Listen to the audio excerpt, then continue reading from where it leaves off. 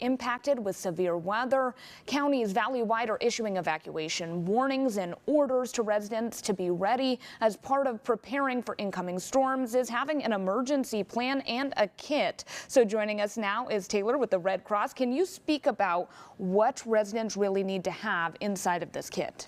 So we have just a standard emergency kit here. It has some food, water, flashlights, batteries, some toiletry items, a first aid kit, and even a hand crank radio because information is so essential during a disaster.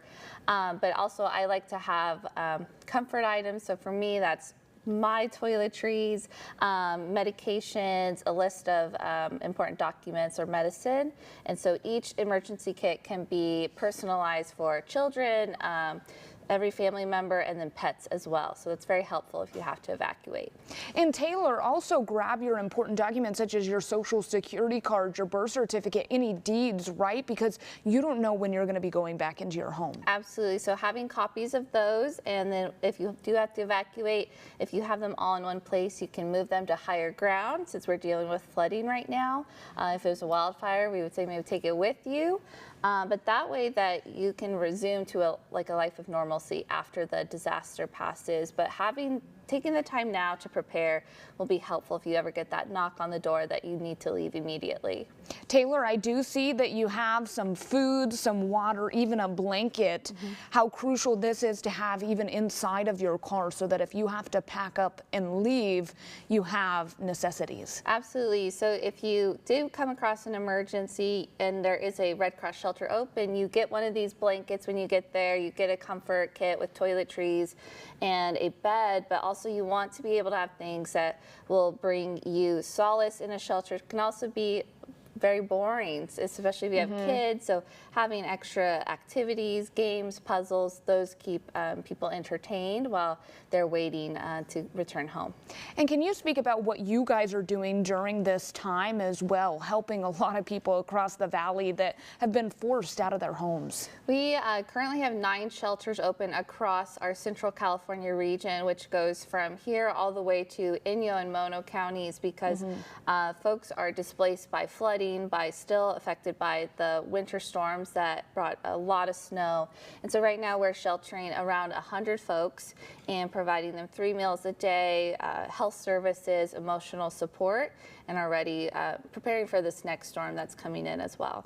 Taylor, for people that maybe want to help out your guys' organization, should they bring these kind of items to you? Should they donate to you? What's the best way to help out? The best way to help is to make a financial donation or to sign up to volunteer. It takes a lot of time to sort and organize physical donations like these, but we work with partners that can help with that.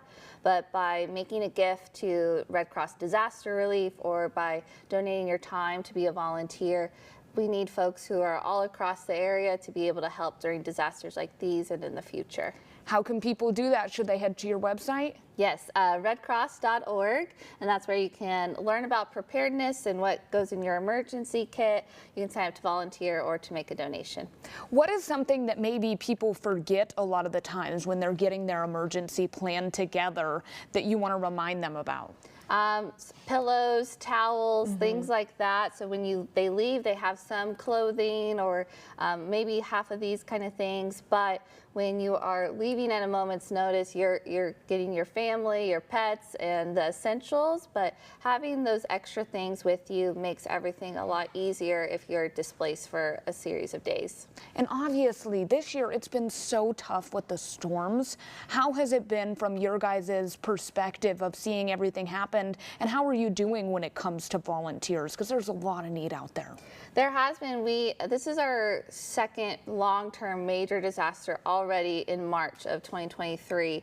So we have brought in the cadre of volunteers across the country to come and give our local volunteers some rest. So they are currently staffing our shelters. I've met people from Cincinnati, North Carolina, Texas, who are here to help provide support to the community because our Central Valley volunteers have done that for them. But it can be really tough on residents who are finding themselves affected by the storms again. And we just encourage folks to get that emotional support that they need. Thank you so much, Taylor, for waking up with us here on CBS 47 Eyewitness News. This is the kit that you'll need. We'll have much more information on our website, yourcentralvalley.com. It is 6:52 this morning. We'll be right back after the break.